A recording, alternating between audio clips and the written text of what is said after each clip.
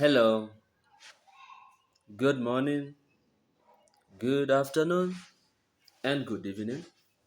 Yet again, here is Fidel in the Politics, bringing to you deep political analysis of our politicians and politicians' behaviors as it is in our political landscape, as currently manifested by our politicians.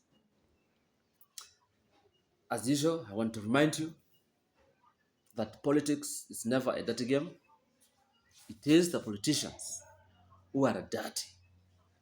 And yet again, do not do not listen and take what the politicians say in face value, but rather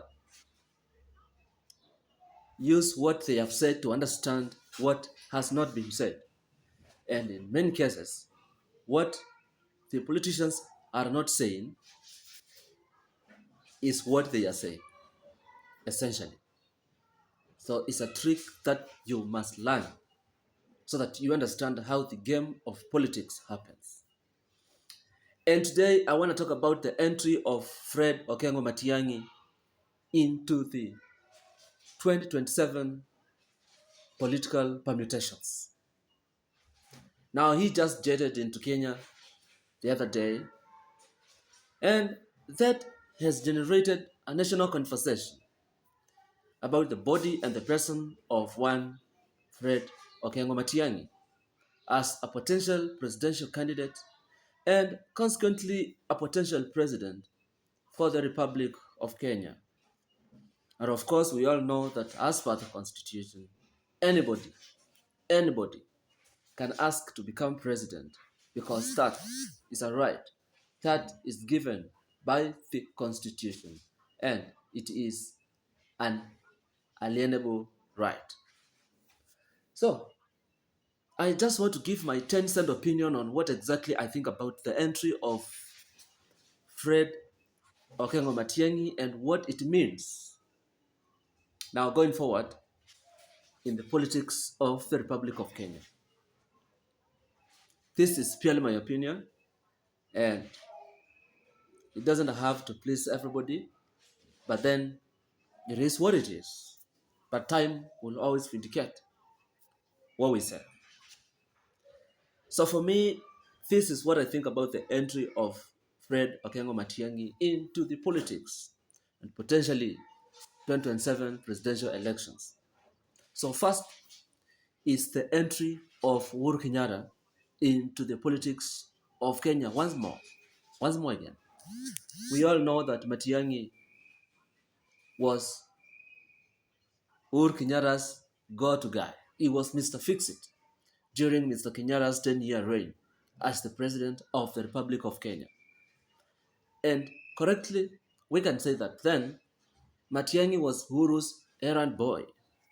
So now that Uhuru is a retired president and Matiang'i has come back, potentially to ask to become president, so we can just see, I can personally see that Mr. Kenyatta is coming back at the center of our politics through Mr. Fred Okengo Matiang'i. So for me, this means that then Uhuru is back into the Kenyan politics because Matiang'i is his man.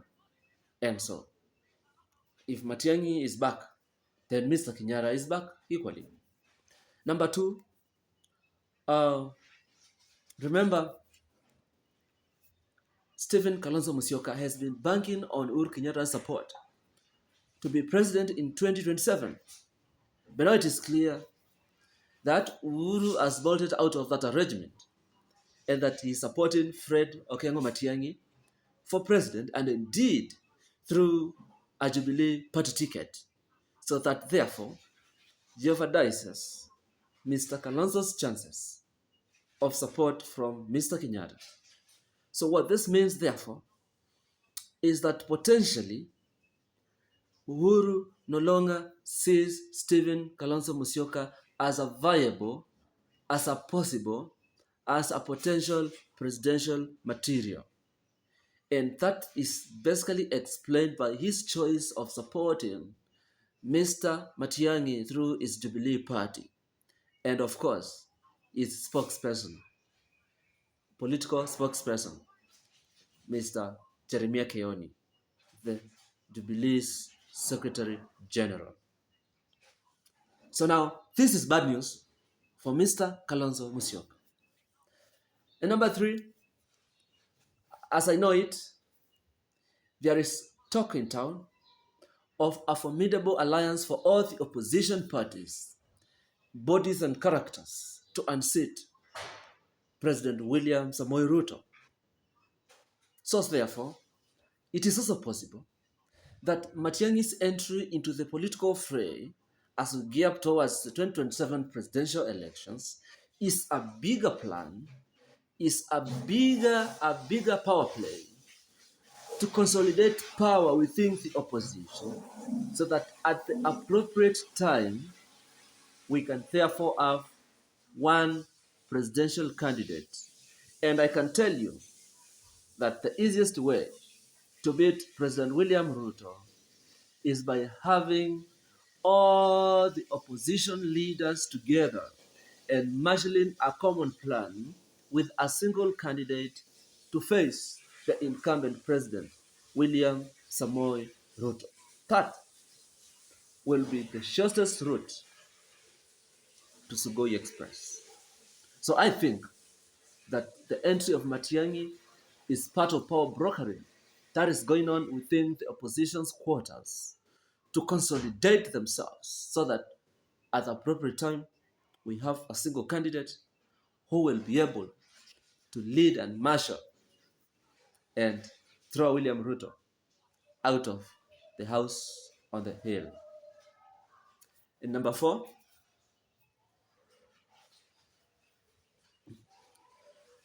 I think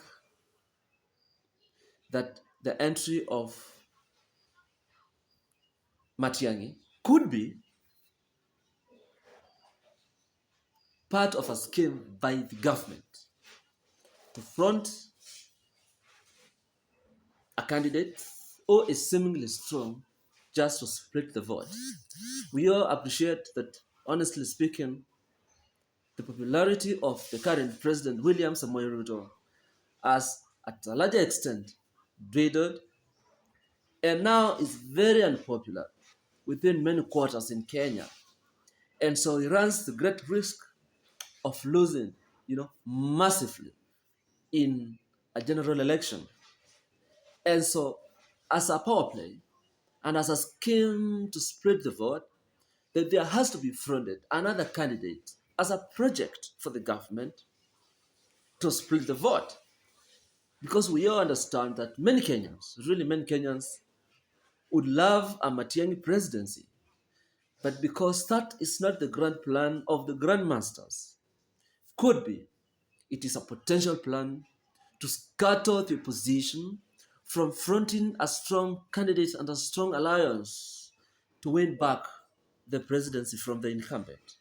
And so fronting Matiang'i and Matiang'i's entry into the 2027 political frays and permutations is a deliberate scheme to ensure that William Ruto will be voted as president through a split voting process where Matiang'i vies and gets some votes, another candidate vies and gets some votes. And in my own thinking, Matiang'i is the best tool to be used to divide the votes so that Mr. President William Samoei Ruto can just squeeze through, and be re-elected. So for me, I think those are the four potential reasons and consequences of Matiang'i's entry into the Kenyan politics of 2027. I don't know what is your say, but that is my simple postulation. And I am waiting for you to comment on the comment section so that we continue to share and see what exactly it is that we know and that which we don't know. And then how can we marry the two and be politically awoke so that nothing and absolutely nothing will get us pants down. So thank you very much. Goodbye.